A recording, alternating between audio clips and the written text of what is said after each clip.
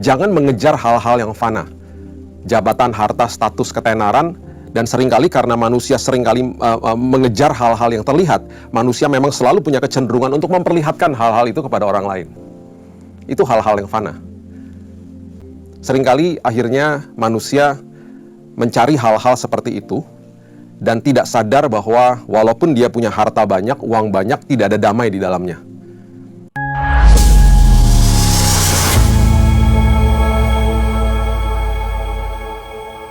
Mari kita tundukkan kepala, kita berdoa.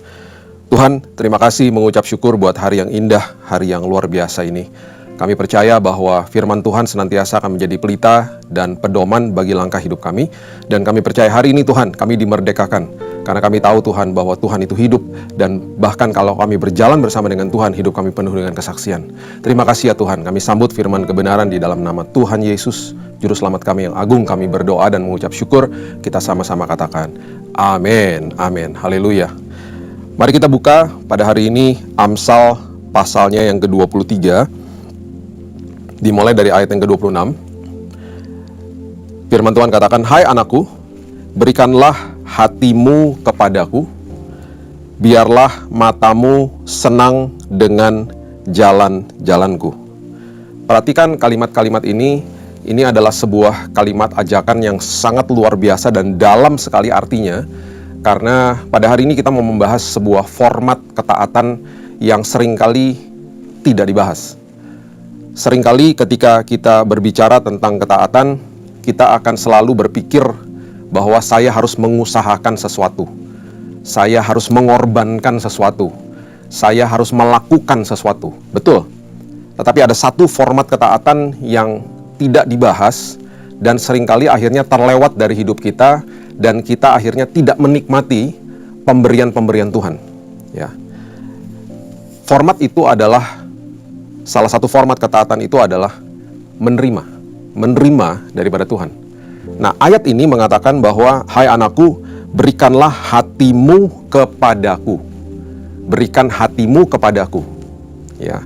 Kemudian dikatakan, kalau engkau memberikan hatimu kepadaku, nanti matamu akan senang dengan jalan-jalanku. Senang dengan jalan-jalanku.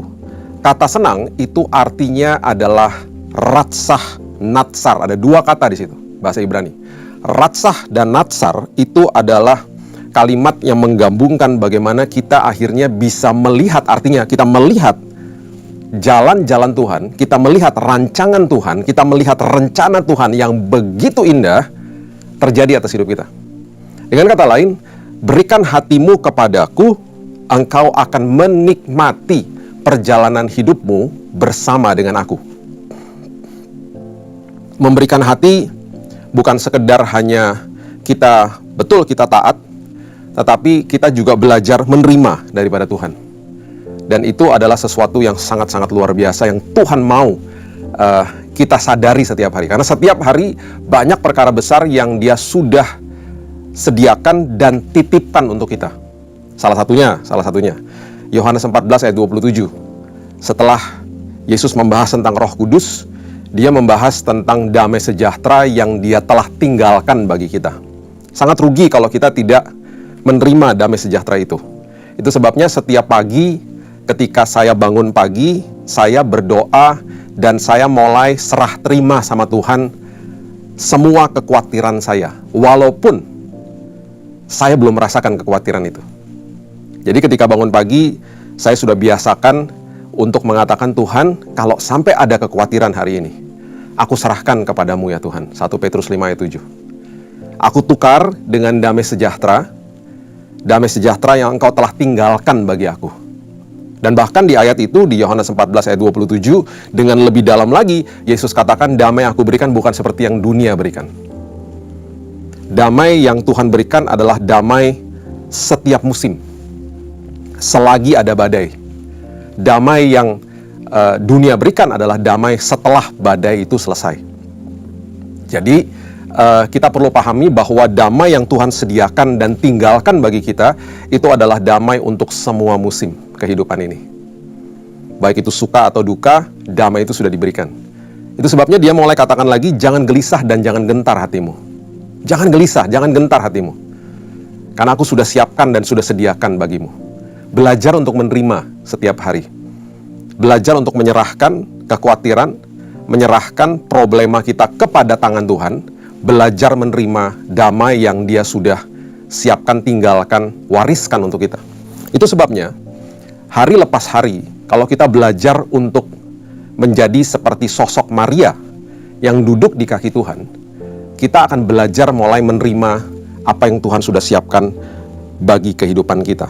2 Korintus 5 ayat 21 mengatakan begini, Dia yang tidak mengenal dosa telah dibuatnya menjadi dosa karena kita, supaya dalam Dia kita dibenarkan oleh Allah. Karena kita sudah dibenarkan, karena kita sudah dilayakkan, kita sudah disiapkan oleh Tuhan perkara indah untuk kita bisa hidup setiap hari. Ingat, yang saya dari tadi utarakan adalah perkara-perkara yang Tuhan siapkan untuk memproteksi jiwa, roh kita, dan akhirnya juga tubuh kita, yaitu hal-hal justru yang tidak terlihat.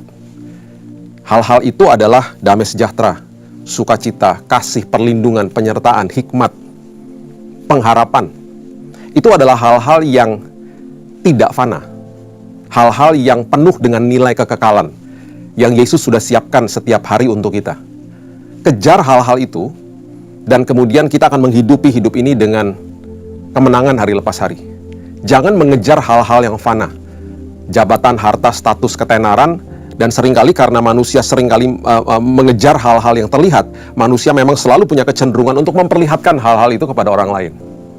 Itu hal-hal yang fana. Carilah dahulu kerajaan Allah dan kebenarannya, baru segala sesuatu ditambah-tambahkan dalam hidup kita. Seringkali akhirnya manusia mencari hal-hal seperti itu dan tidak sadar bahwa walaupun dia punya harta banyak, uang banyak, tidak ada damai di dalamnya. Saya punya teman yang tinggal di kos-kosan. Kalau bicara sama dia, kelihatan matanya berbinar-binar karena dia mengasihi Tuhan dan dia menerima kasih karunia Tuhan, menerima damai dari Tuhan. Hidupnya pas-pasan. Saya juga punya teman seorang, sama-sama dua-duanya orang Kristen, yang satunya punya rumah mewah, apartemen, dan lain sebagainya. Satu hari yang orang kaya ini terjun dari apartemennya, bunuh diri. Jadi apapun yang ada melekat dengan kita, apapun harta yang kita miliki atau hal-hal yang terlihat itu, tidak pernah akan bisa menjadi jaminan. Karena dasar dari segala-galanya adalah Tuhan sudah sediakan semua hal-hal yang memiliki nilai kekekalan yang Dia sudah siapkan bagi kita. Terimalah hari ini. Terimalah hikmat dari Tuhan supaya kita bisa mengelola juga kehidupan kita ini. Semua apapun yang melekat di aspek kehidupan kita patut dikelola. Karena itu semua punya Tuhan.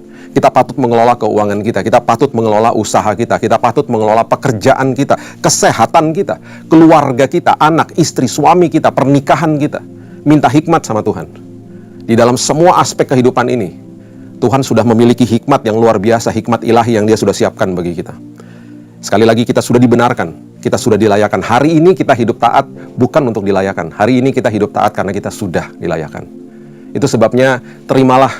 Itu sebabnya Tuhan katakan, engkau adalah ranting, aku adalah pokok anggur. Engkau melekat kepada aku. Jadi apapun yang pokok anggur miliki akan mengalir kepada ranting-ranting. Waktu saya sakit kanker, saya katakan, Tuhan, saya ranting. Tuhan adalah pokok anggur. Saya percaya kesembuhan mengalir kepada tubuhku hari ini. Saya percaya damai sejahtera mengalir kepada tubuhku, kepada kehidupan pikiran hatiku hari ini. Supaya apapun vonis dokter yang betul memang menakutkan, justru ketika aku berjalan bersama dengan kebenaran firman Tuhan, aku merasa damai hari ini. Saya percaya apapun pergumulan hidup kita, justru ketika kita belajar menerima daripada Tuhan, kita akan terbuka mata rohani kita. Kita tidak akan lihat besar masalah kita akan melihat kebesaran Tuhan. Seperti 12 pengintai ketika kembali, 12-12-nya lihat raksasa. Yang 10 katakan, bos, mereka besar, kita nggak mungkin bisa masuk. Yang 2 katakan, betul mereka besar, tapi Tuhan kita lebih besar. Minta sama Tuhan supaya kita dibukakan mata rohani kita, supaya kita bisa melihat perkara indah, perkara yang dahsyat yang Tuhan sudah siapkan bagi kita. Kuasa Tuhan, pertolongan Tuhan, selalu indah, selalu dahsyat bagi setiap anak-anaknya. Ya. Lukas 10, ayat 38-42, ini adalah sebuah contoh tentang apa yang terjadi dengan Maria dan Marta. Dan perhatikan, ini adalah sebuah pelajaran yang sangat luar biasa tentang menerima daripada Tuhan. Seringkali manusia berusaha untuk melakukan sesuatu, untuk mendapatkan sesuatu daripada Tuhan, padahal Tuhan mau kita duduk diam di kakinya. untuk menerima apa yang Dia sudah sediakan hari ini untuk kita.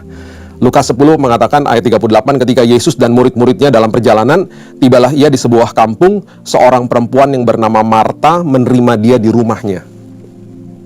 Perempuan itu mempunyai seorang saudara bernama Maria. Perhatikan kalimat ini, Maria ini duduk dekat kaki Tuhan dan terus mendengarkan perkataannya. Terus mendengarkan perkataannya. Ya, duduk dekat kaki Tuhan, terus mendengarkan perkataannya. Posisi dia adalah posisi menerima. Posisi menerima. Sedang Marta sibuk sekali melayani. Perhatikan apa yang dilakukan dengan orang-orang yang senantiasa berusaha melakukan sesuatu supaya mendapatkan dari Tuhan. Ya. Ia mendekati Yesus dan berkata, "Tuhan, tidakkah Engkau peduli bahwa saudaraku membiarkan aku melayani seorang diri?" Yang pertama yang disalahkan adalah Tuhan. Tuhan, tidakkah Engkau peduli? Perhatikan kalimat-kalimat ini, narasi yang sangat dalam, yang luar biasa.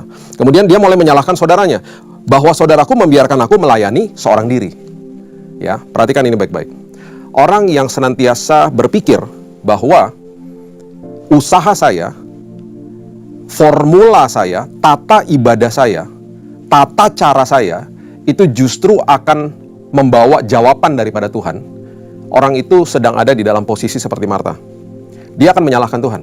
Kenapa? Karena begini, saya kedatangan beberapa orang misalnya, yang mengatakan, "Pak, saya sudah berdoa sekian lama, saya sudah berpuasa sekian banyak, sekian hari, tapi Tuhan gak jawab saya."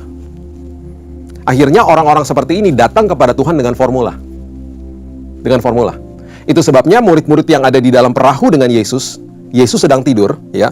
Kita sudah tahu bahwa kalau Yesus ada di dalam sebuah perahu, walaupun dia tidur, kita pasti selamat di dalam perahu itu, karena Yesus ada di situ. Mereka justru membangunkan Yesus dan mengatakan apa? "Guru, Engkau tidak peduli kalau kita binasa." Itu adalah orang-orang yang dekat dengan Tuhan, yang ikut Tuhan, Tuhan selalu menyertai dia, Tuhan tidak pernah sedetik pun meninggalkan kita, dan masih juga tidak sadar. Masih tidak mau menerima, masih pakai usahanya sendiri. Masih pakai tata cara dan lain sebagainya. Saya tidak salahkan yang namanya berdoa lama, berpuasa berhari-hari, tidak. Tetapi jangan dijadikan acuan untuk datang kepada Tuhan mengatakan, "Tuhan, saya sudah berdoa sekian lama, saya sudah puasa sekian hari, kenapa tidak dijawab?" Berarti kita ikut Tuhan, kita pakai formula. Ingat, orang yang berdoa hanya 5 menit dengan kesungguhan hati jauh lebih berkuasa daripada doa setengah jam yang bertele-tele, yang datang dari sebuah hati yang tidak sungguh-sungguh misalnya. Itu sebabnya Tuhan katakan, "Milikilah hubungan dengan aku, duduk terima dari aku," seperti Maria maksudnya. Itu maksudnya. Setiap hari datang kepada Tuhan dengan kesungguhan hati. Ini berbicara tentang sikap hati dan pikiran. Bukan tata cara di luar, sikap hati dan pikiran. Jadi kalau kita mengerti ini dengan benar, kita tidak akan mengatakan seperti Marta yang katakan hari ini. Dia katakan bahwa, "Tuhan, Engkau tidak peduli." Dan kemudian dia salahkan saudaranya. Kita tidak akan pernah mengatakan bahwa, "Tuhan, aku sudah lakukan ini, aku sudah lakukan ini. Kenapa Tuhan nggak jawab? Kenapa aku sakit? Padahal aku sudah melayani Tuhan." Kita tidak akan katakan itu. Kenapa? Karena kita tahu bahwa saya sadar, Tuhan, saya hidup di dalam dunia yang penuh dengan dosa, dunia yang sudah jatuh, akan banyak masalah di sekeliling saya, tetapi justru ketika saya berhadapan sama masalah, ini kesempatan saya mengalami Tuhan, dan saya percaya setiap hari banyak provisi Tuhan yang sudah Tuhan sediakan bagi saya. Kalau saya mengalami penyakit hari ini, saya percaya kesembuhan sedang mengalir ke dalam kehidupan saya. Kalau saya sedang bergumul dengan permasalahan saya percaya provisi Tuhan sedang mengalir kepada kehidupan saya. Saya menerima Tuhan hari ini. Saya menerima kasih karunia Tuhan, saya menerima Tuhan. Provisi daripada Tuhan, saya menerima pemulihan daripada Tuhan, saya menerima kesembuhan daripada Tuhan hari ini. Saya duduk di kaki Tuhan dan saya menerima Tuhan. Dan kemudian Tuhan menjawab, "Marta, Marta, engkau khawatir dan menyusahkan diri dengan banyak perkara." Itu jawaban Tuhan. Jangan sampai dia katakan, "Engkau khawatir dan menyusahkan diri dengan banyak perkara." Orang yang menyusahkan diri dengan banyak perkara pasti khawatir. Orang yang duduk di dalam kaki Tuhan, di kaki Tuhan dan terus menerima daripada Tuhan adalah orang yang menerima damai sejahtera Tuhan. Dan akhirnya ini yang Yesus katakan, tetapi hanya satu saja yang perlu. Hanya satu saja yang perlu, berarti tidak ada yang lebih perlu daripada itu. Yang kedua dia katakan, Maria telah memilih bagian terbaik, berarti tidak ada yang lebih baik daripada itu. Dan yang ketiga dia katakan, yang tidak akan diambil daripadanya. 3 hal Yesus katakan, tidak ada yang lebih perlu, tidak ada yang terbaik, tidak akan bisa diambil daripadamu. Yaitu apa? Ketika engkau duduk di kaki Tuhan dan belajar menerima apa yang Tuhan sudah siapkan dan sediakan bagi kita setiap hari. Ini adalah postur hati, postur daripada sikap hati dan sikap pikiran kita yang datang kepada Tuhan setiap hari. Ini sebabnya akhirnya kita belajar untuk masuk ke dalam perhentian Tuhan. Rest in Him. Katakan kepada jiwa kita, Tuhan, aku mau dibaringkan di padang yang berumput hijau, supaya jiwaku segar, supaya jiwaku ini akhirnya bisa menerima kebenaran-kebenaran dan provisi daripada Tuhan yang Tuhan sudah siapkan bagi aku yang sangat melimpah. Aku ini anak Tuhan, aku ahli waris, aku orang-orang yang punya hak penuh atas semua janji Tuhan. Dan itu sebabnya hari ini Tuhan, karena aku anak, aku melekat kepada sumber atas segala sumber, kepada Bapa yang adalah sumber dari segala sumber. Apa yang punya Bapa punya saya menerimanya Tuhan. Saya percaya saya sudah menerima kesembuhan hari ini. Terima kasih Tuhan. Oh, kita akan mengalami hal-hal yang luar biasa. Kita akan mengalami sebuah kehidupan yang diubahkan, pikiran hati kita akhirnya hidup di dalam damai sejahtera yang luar biasa. Karena kita sudah dibenarkan oleh Kristus. Mari kita buka sama-sama di Yohanes pasal yang ke-13. Ayat 4 dan ayat 5 ini adalah sebuah pelajaran yang sangat luar biasa ketika Yesus datang dan kemudian dia mulai membasuh kaki daripada murid-muridnya. Ada sebuah pelajaran yang sangat dalam yang dia sedang berikan kepada murid-muridnya. Yohanes 13 ayat 4 dan 5 mengatakan begini. Lalu bangunlah Yesus dan menanggalkan jubahnya. Ia mengambil sehelai kain lenan dan mengikatkannya pada pinggangnya. Kemudian ia menuangkan air ke dalam sebuah basi dan mulai membasuh kaki murid-muridnya, lalu menyekanya dengan kain yang terikat pada pinggangnya itu. Ya, pada saat itu sebuah kebiasaan yang terjadi di rumah-rumah bangsa Yahudi adalah ketika tamu datang, mereka saat itu nggak ada Converse, nggak ada Vans, ya, nggak ada sepatu. Jadi mereka memakai kasut kaki yang terekspos kepada debu. Dan itu sebabnya ketika mereka masuk ke dalam, mereka ingin bertamu ke sebuah rumah, biasanya keluarga-keluarga yang cukup berada, mereka akan memiliki pembantu rumah tangga untuk membasuh kaki daripada tamu dan kemudian menaruh kasutnya, kemudian dihandukin gitu ya, baru bisa masuk ke dalam rumah. Atau ketika tidak ada pembantu rumah tangga, maka mereka akan membasuh kaki mereka sendiri. Ya, kaki adalah bagian yang paling kotor. Dan itu kotor setiap hari. Karena terekspos dengan debu. Ya, itu yang terjadi pada saat itu. Itu sebabnya ini adalah sebuah pelajaran, sebuah metafor, sebuah visual yang Yesus sedang ajarkan kepada muridnya supaya mereka mengerti, kita juga mengerti hari ini. Dia mengajarkan dengan perumpamaan, dengan event, dengan visualisasi supaya kita mengerti kalau diajarkan tentang sebuah prinsip kebenaran. Ya, ini salah satunya. Yohanes 13 ayat 6 mengatakan, maka sampailah ia kepada Simon Petrus. Kata Petrus kepadanya, Tuhan, engkau hendak membasuh kakiku. Kaget dia. Karena itu adalah bagian yang paling kotor. Dia merasa tidak layak. Samalah seperti kita. Tuhan, masa laluku sangat-sangat busuk, sangat buruk, sangat kelam Tuhan. Masa sih aku sudah dilayakkan? Makanya kita masih terus mengatakan, Tuhan layakkan aku, Tuhan layakkan aku. Kita masih berdoa seperti itu kadang-kadang. Padahal kita sudah dilayakkan di kayu salib. Tetelestai, sudah selesai di kayu salib. Jawab Yesus kepadanya ayat 7, apa yang ku perbuat, engkau tidak tahu sekarang, tetapi engkau akan mengertinya kelak. Engkau akan mengertinya kelak. Jangan sampai kita ada di dalam posisi ini. Mengertinya nanti. Biarlah firman Tuhan hari ini membukakan pikiran dan hati kita supaya kita hari ini pun kita mengerti bahwa kita sudah dilayakkan oleh Kristus. Ya. Yohanes 13 ayat 8 mengatakan, kata Petrus kepadanya, engkau tidak akan membasuh kakiku sampai selama-lamanya.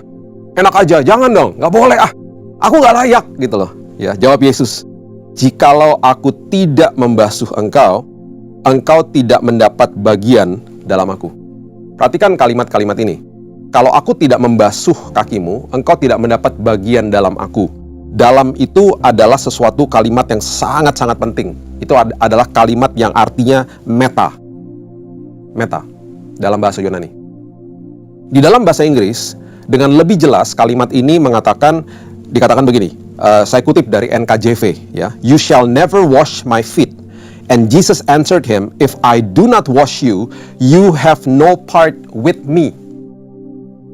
Kalau aku tidak membasuh kakimu, kamu tidak akan mendapatkan bagian di dalam aku. Itu maksudnya adalah no part with me, bukan in me. Kalau in me, itu kita akan mungkin berpikir, oh berarti saya tidak mendapatkan keselamatan. Bukan, saya tidak akan mendapatkan bagian bersama dengan aku, itu maksudnya. Kata dalam aku itu adalah bersama dengan aku. Kamu tidak akan mendapat bagian bersama dengan aku. Bersama dengan aku artinya begini. Kamu tidak akan meta, kamu tidak akan diubahkan, kamu tidak akan mengalami perjalanan yang indah bersama dengan aku. Itu maksudnya.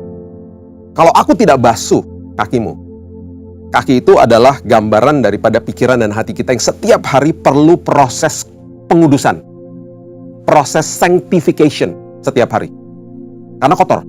Tiap hari pasti ada dosa yang kita lakukan sengaja atau tidak sengaja. Itu tiap hari Tuhan mau kuduskan setiap hari. Kalau kamu tidak aku kuduskan, kalau kamu tidak tahu bahwa kamu sudah dibenarkan, sudah dilayakkan, engkau tidak akan enjoy your life. Kamu tidak akan menikmati hidup ini, karena kamu nggak belajar terima dari aku. Kamu jadi bingung terus. Berusaha sana-sini, akhirnya ujung-ujungnya bertransaksi dengan Tuhan. Kalau aku begitu, nanti Tuhan begini ya. Kalau aku begini, Tuhan begini ya. Kita teruskan. Ayat yang ke-9, Yohanes 13 ayat 9. Kata Simon Petrus kepadanya, Tuhan, jangan hanya kakiku saja, tetapi juga tangan dan kepalaku deh. Jadi akhirnya Petrus setelah diajari masih juga nggak mudeng, masih juga kurang pengertiannya, kurang paham. Ya udah, sekalian deh semuanya deh, dibahas aja semuanya, sekalian aja sampai tangan dan kepalaku gitu ya. Kemudian diperjelas lagi sama Yesus.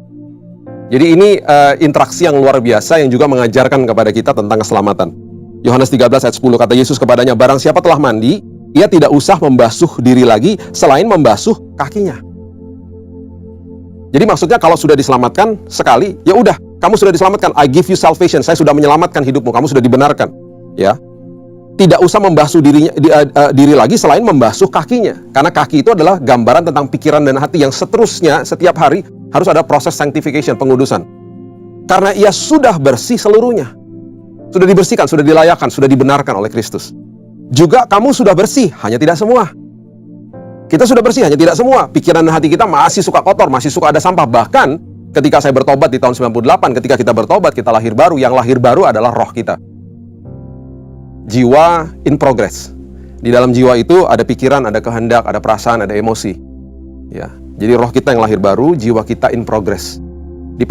Terjadi pembaharuan budi. Pembaharuan budi sekolah kehidupan setiap hari. Proses sanctification, dikuduskan tiap hari. Itu gambaran daripada kaki yang dibasuh oleh Kristus. Dan kemudian nanti tubuh kita akan mendapat tubuh kemuliaan. Jadi prosesnya adalah justification, sanctification, dan glorification. Jadi kita sekarang ini dalam proses yang dikuduskan setiap hari oleh Tuhan. Dan itu sebabnya dia katakan, sudah aku berikan keselamatan, tetapi kamu masih kotor karena kamu masih hidup di dalam dunia. Dan itu sebabnya aku datang hari ini untuk membersihkan. Terima dari aku. Ya. Ini adalah pengertiannya. Kita mundur sedikit, Kejadian 3:14. Pengertiannya apa tentang debu gitu ya. Kejadian 3:14. Lalu berfirmanlah Tuhan Allah kepada ular itu, karena engkau berbuat demikian, terkutuklah engkau di antara segala ternak dan di antara segala binatang hutan. Dengan perutmu lah engkau akan menjalar, perhatikan ini, dan debu tanahlah akan kau makan seumur hidupmu. Debu tanah itu akan menjadi makanan daripada si jahat, makanan daripada si iblis. Ya. Siapa debu tanah itu? Coba kita lihat Kejadian 2 ayat 7. Ketika itulah Tuhan Allah membentuk manusia itu dari debu tanah dan mengembuskan nafas hidup ke dalam hidungnya. Demikianlah manusia itu menjadi makhluk yang hidup. Jadi kita ini dibuat dari debu tanah. Sementara makanannya si iblis adalah debu tanah. Itu sebabnya kita adalah incarannya dia. Dia selalu membidik kita setiap hari dan dia tidak ada tanggal merah. Iblis setiap hari akan mematahkan semangat, mencobai, menuduh, dan membohongi kita setiap hari. Tidak ada tanggal merah. Mematahkan semangat, mencobai, menuduh, dan membohongi setiap hari. Karena kita menjadi mangsanya dia. Seperti Alkitab katakan, debu tanah, kita ini. Itu sebabnya Tuhan Yesus datang untuk membersihkan kita dari kebohongan-kebohongan dia. Untuk memproteksi kita. Karena kita adalah mangsanya dia. Mangsanya si iblis. Ingat, hari ini, yang dia hanya bisa lakukan, dia hanya bisa mematahkan semangat, mencobai, membohongi, dan menuduh kita saja. Dia akan serang pikiran dan hati kita. Itu sebabnya setiap hari pikiran dan hati kita patut dibersihkan sama Kristus. Kalau tidak, kita gampang dibohongi, gampang ditakuti, gampang dituduh sama dia, dipatahkan semangatnya setiap hari. Karena dia seperti singa yang berjalan berkeliling, mengaum-ngaum, mencari mangsa yang dapat ditelan. Berarti ada orang-orang yang tidak dapat ditelan. Siapa? Saudara dan saya. Karena kita setiap hari membiarkan pikiran dan hati kita dibasuh oleh Kristus, oleh kebenaran firman Tuhan. Itu sebabnya cintailah firman Tuhan, hiduplah dikuasai oleh firman Tuhan. Kita akan enjoy, kita akan betul-betul, hidup kita akan betul-betul menikmati dengan perjalanan hidup kita dengan Tuhan. Walaupun kita sedang berhadapan dengan masalah, kita menikmati perjalanan hidup kita karena kita menikmatinya bersama dengan Yesus. Kita diubahkan karakter kita. Kita berjalan bersama sumber atas segala sumber yang sudah menyediakan banyak hal-hal besar yang Dia mau berikan setiap hari. Itu sebabnya sebagai penutup saya akan kembali baca ayatnya yang kelima, ya, Yohanes 13 ayat yang kelima. Dengan pengertian ini, ya, ini saya berdoa Bapak Ibu akan mengerti artinya, ya. Tadi kita sudah bahas satu persatu, sekarang kita balik lagi ke ayat yang kelima, dan ini akan mengandung arti yang sangat dalam. Kalau kita tadi sudah bahas, sekarang kita akan mengerti dengan lebih dalam. Ya, kemudian Ia menuangkan air ke dalam sebuah basi dan mulai membasuh kaki murid-muridnya. Ya, kata membasuh di situ adalah kata yang diambil dari bahasa Yunani, yaitu nipto. Nipto itu adalah continuing present tense. Dia adalah sesuatu kata yang dilakukan terus-menerus. Jadi pembasuhan itu terjadi setiap hari. Terjadi setiap hari. Pikiran dan hati kita dibasuh sama Yesus setiap hari. Itu sebabnya hiduplah di dalam firman Tuhan. Dengar khotbah, baca firman. Bilang Roh Kudus terus berbicara sama saya, hidup di dalamnya. Supaya kita tidak bisa dibohongi sama iblis, tidak bisa dituduh sama dia. Ingat, kalau kita jatuh dalam dosa, di hari pertama, Roh Kudus itu menginsafkan kita, bukan menuduh. Itu sebabnya ada rasa bersalah. Aduh, aku jatuh dalam dosa. Ada conviction. Kita sedang disadarkan. Aduh, iya, oke. Oke Tuhan, ampuni aku Tuhan. Terima kasih Tuhan sudah mengampuni aku. Terima kasih dosaku sudah diampuni Tuhan. Besoknya, minggu depan, bulan depan, bahkan tahun depan, kalau sampai kesalahan itu masih diingatkan di dalam pikiran dan hati kita, itu bukan dari Tuhan. Itu dari iblis. Itu adalah tuduhan. Itu yang saya katakan tuduhan. Jadi Roh Kudus menginsafkan di hari pertama, setelah itu Dia tidak akan menuduh kita. Jadi kalau sampai ada tuduhan-tuduhan itu bukan dari Tuhan. Hiduplah di dalam kemerdekaan firman Tuhan. Tahu bahwa setiap hari saya sudah dikuduskan, saya di sanctify setiap hari, pikiran dan hati saya. Ya. Kemudian kita teruskan kata menyeka, ya, kata menyeka dari ayat ini itu artinya adalah ekmaso. Ini adalah kata yang sangat indah. Ekmaso itu adalah artinya adalah diluputkan dari ancaman si iblis.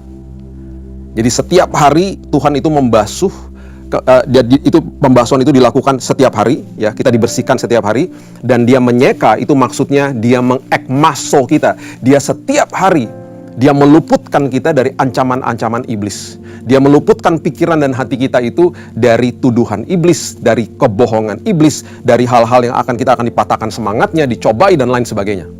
Kita akan diproteksi sama Dia. Itu kegunaan daripada firman.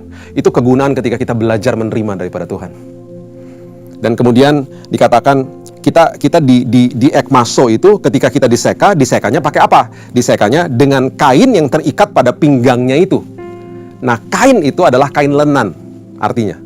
Kain lenan itu bahasa aslinya itu adalah sesuatu yang sangat-sangat indah, yaitu lention. Dan kata lention itu adalah artinya kebenaran. Setiap hari kita akan dibasuh, dibersihkan oleh kebenaran firman Tuhan. Dan setiap hari Yesus sendiri yang akan menjaga kita, memproteksi kita dari kebohongan dan tuduhan-tuduhan si jahat. Dan senantiasa setiap hari Dia akan terus bisikan ke dalam hati dan pikiran kita, anakku, engkau sudah aku benarkan, engkau sudah aku layakan. Terimalah pelukanku, aku sangat mengasihimu, aku tidak pernah berseberangan denganmu.